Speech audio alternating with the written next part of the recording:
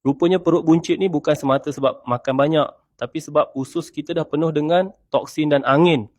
Kalau kau selalu sembelit, susah buang air, badan rasa berat semacam. Itu bukan tanda biasa. Itu petanda usus kau tengah tersumbat dengan najis lama dan gas toksik. Itu yang buat perut nampak buncit, badan rasa mengah dan angin keluar tak berhenti. Kejap sendawa, kejap kentut, malu beb.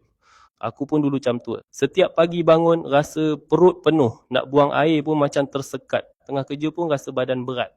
Padahal tak buat kerja berat pun. Rasa macam ada benda tekan dari dalam. Aku ingatkan okey je. Tapi lepas satu masa aku mula kaji sendiri.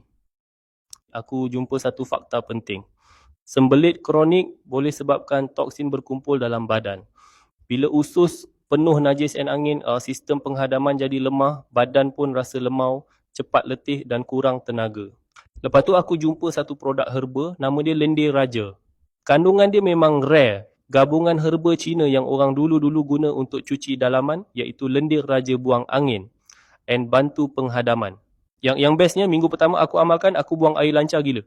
Angin keluar pun tak berhenti. Sendawa je. Jadi satai jega aku buat kerja apa dia puasa pia aku sama ke i makan je pasti. Ya. Tapi perut rasa lega gila. Sebenarnya. Lepas tu baru aku perasan perut mula surut, badan ringan dan lesu aku pun hilang.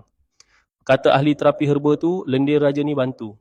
Cairkan najis keras dan bersihkan usus. Buang angin lama yang tersekat.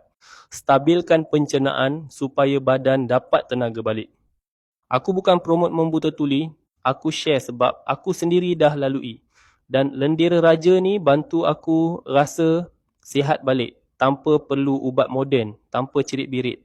Kalau kau tengah alami benda yang sama, perut penuh, badan berat, angin menyucuk dan asyik sendawa, aku sarankan kau cuba sendiri.